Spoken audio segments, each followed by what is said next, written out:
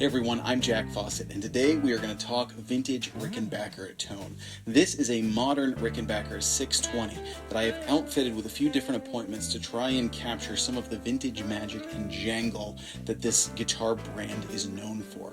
We're going to start out on the neck pickup, hear some tone, talk a little bit about what's going on with this guitar, and then stay tuned to the end because I am going to play some secret tone for you that you might not see coming. Please remember to like, share, and subscribe. Follow the links below where you can listen to some music. I hope you enjoy.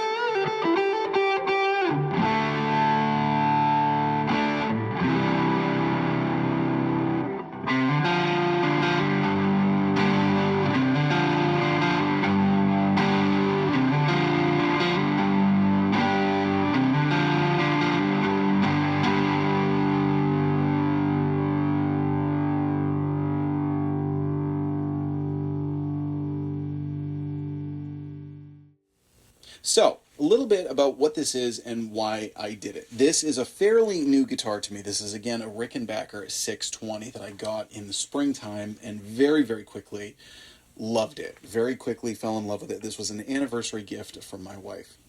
Now, one of the things that struck me that was surprising was that it was a very versatile guitar, because people talk about Rickenbackers like they're these one-trick ponies. And I do a whole video about this, which you can see. I'll link that in the description. So I'm not going to go off on too much of a tangent about that, except to say that it had, while it had a great tone and a versatile tone, it had less of the classic tone that I was expecting. It had less of what has been come to known as the jangle. It had maybe essence of jangle with the Rickenbacker high gain pickups as opposed to the classic toaster pickups. My guess would be that the reason for that is to appeal to a wider playing audience. The early toaster pickups were very low output, which made them hard to balance with other guitars. Like if you were to plug in a Rickenbacker and then switch over to a Les Paul, the volume difference would just be insane, so it doesn't really make sense. And also, they were just not that aggressive, so as music got heavier, tonally, it's harder to get that really heavy drive tone with a classic Rickenbacker, although many players have gotten some really great tones with the classic guitars. The high gain pickups really seem to have been geared towards bringing it up towards a different guitar, a wider guitar demographic.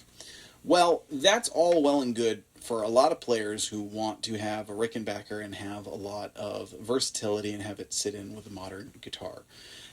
One of the things that I found, now I'm very lucky to have a nice guitar collection. I have a lot of tones covered, so I didn't really need a versatile guitar. I really craved more of that classic jangle tone. And while the high gain pickups, again, they were good pickups, they had a hint of it. I want to say they had essence of jangle. So I went looking for what would be a good set of pickups to try and replace those with and just get more of the vintage sound in this guitar. Now the ones that I settled on were Gemini. Now, I do want to mention I reached out to Gemini Pickups, and this is a sponsored demo. It was through me reaching out to them after deciding, that based on what I had read and seen, that that was the best option. So take that for what it's worth. Now, this is the 60s spec Gemini toaster, and there's a neck and a bridge. They also make a middle for people who have Rickenbackers with 3 pickups. Now, these have the classic jangle. They are also higher output than the 50s set, which does make it easier to balance with other guitars. Bridge is wound to 8K, the neck is wound to 6.8. They use 44 gauge wire. So that's what's going on with these. Now, some of you may notice that there are other vintage style appointments that I did change on this guitar. So I want to talk about those briefly. Mostly want to talk about the tone, but I do want to talk about some of the other things that I changed briefly. I did change to this classic tailpiece. That was more a matter of function. I did find that this guitar was not the best tuning guitar I ever had. Now, I did need to file down the nut slightly. The nut had a couple of little wonky things going on with it. The R tailpiece, I really liked the style of it. I actually like the R tailpiece quite a bit. It was a pain to string, and if you looked at it, the strings were kind of a little bit off kilter. And I thought, you know, it's having tuning trouble, let's eliminate anything. So I did get this vintage style tailpiece. Now I also managed to get a bracket under here that screws into a modern Rickenbacker guitar template so that I didn't have to drill new holes down there. FYI, I found that on eBay. I don't remember what the name of the company is, but you can find them on eBay. It's just a modern conversion bracket for a Rickenbacker tailpiece.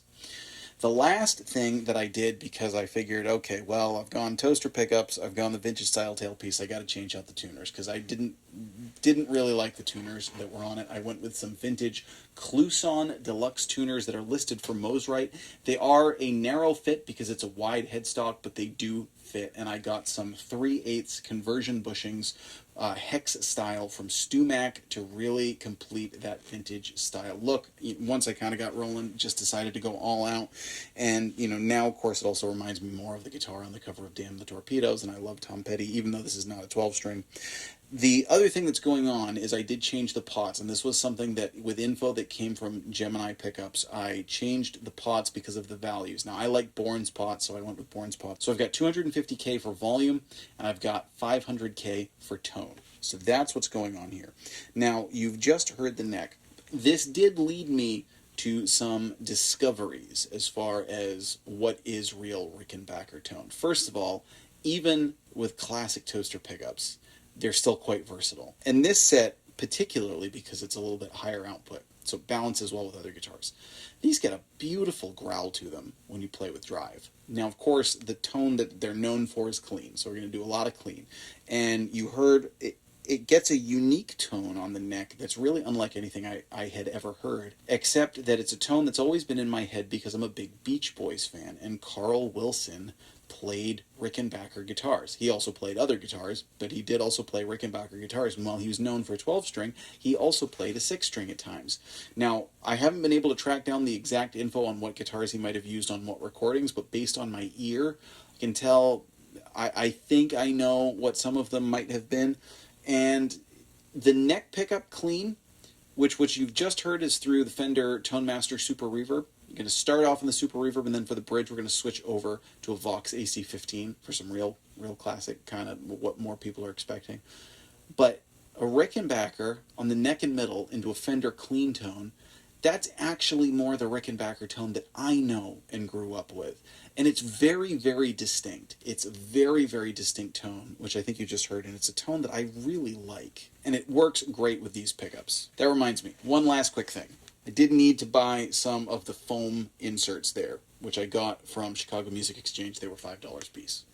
That's the last thing, I swear. Now, again, this made me realize that when you talk about Rickenbacker tone, people say the jangle. The jangle is a specific tone, and it really is associated more with the treble side of it. The neck has a very distinct tone, and I don't even know how you'd describe it. I wouldn't describe it as jangly. It's clear, it's kind of bell-like, but not in a Stratocaster sort of way. It's just different, but when you hear it, you just know it. So we're going to switch over, and next we're going to go to the middle setting, and then we're going to play the bridge. Now again, the middle setting is still going to be in the Fender. Bridge setting I'm going to play into the Vox AC15. Hear that clean and overdriven. For today's overdrive, I'm using a Keeley Red Dirt Germanium. I thought a Germanium drive would be kind of fun going for some classic tones. Again, the tone, it just, there's a twang to it, but not in a Telecaster way and not in a Gretsch way. But I can't think of another word to describe it. There's an edge and a slight throatiness to the pluck of the string with this kind of like flat mid-range. Just a really lovely sound and a really, really great tone that I think suits way more genres than you might expect. So let's try out the other pickup settings here based on what we were just talking about. And then, again, stay tuned at the end because I have a secret tone for you.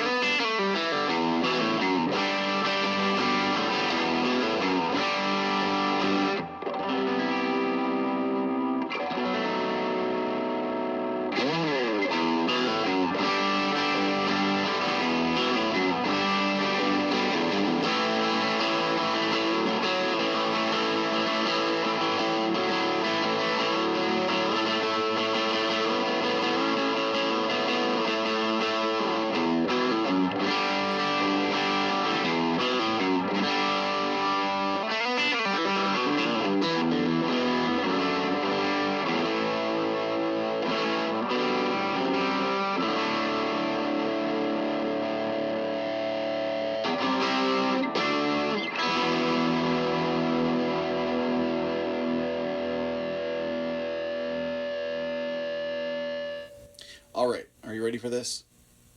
I'm going to get some 12-string tones out of this. How Jack, are you possibly going to get a 12-string tone out of a 6-string guitar? It's not with that crazy squid pick that was out years ago, I promise. So, many players are going to be looking at these for their Rickenbacker 12-string guitars, because the 12-string in particular, there are a lot of more production level model Rickenbackers, 12-string and 6-string alike, that have the high gain pickups in them. And my guess would be many 12-string players really want that vintage sound even more than a 6-string player might. This is not going to be exact, but I'm going to give it my best shot to give you just the flavor or the idea of what these pickups might sound like with a 12-string. And for that, I am using this great effect on an HX Stomp, which is a 12-string effect. It's in the pitch modulation section, and I've got that loaded into my preset. And I am going to click that on and play through the pickups here so I can give you an idea of what these pickups would sound like with a 12-string Rickenbacker.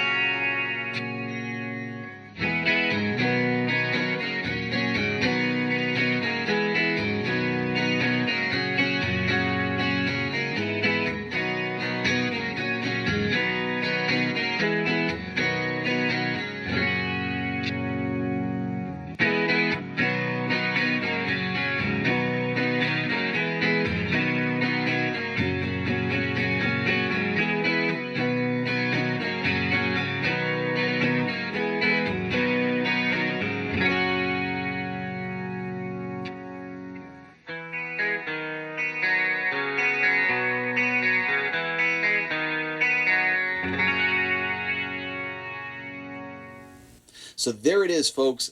My chase for the Jangle has led me here. Here's what I will say. I loved this guitar before. I love it even more now. There's more of a clarity to the tone. There's a bit more character to the tone. And I honestly think that these pickups are just as versatile, which surprised me. I took this to a rehearsal for a blues rock show that I have coming up the other day, and I may just bring this guitar with me to the show to play blues rock, because it just sounds great. Remember that there were loads of bands that used vintage-style Rickenbacker guitars for great rock and roll stuff like that. Steppenwolf comes to mind, among others. Modern bands use a lot of Rickenbacker guitars, like I believe Tame Impala does. Please let us know who are your favorite Rickenbacker players who actually use the toaster pickups to get sounds other than just the jangle, or what are your favorite jangly tones. Let us know in the comments. I'm Jack Fossett. Remember to like, share, and subscribe, and we'll see you next time.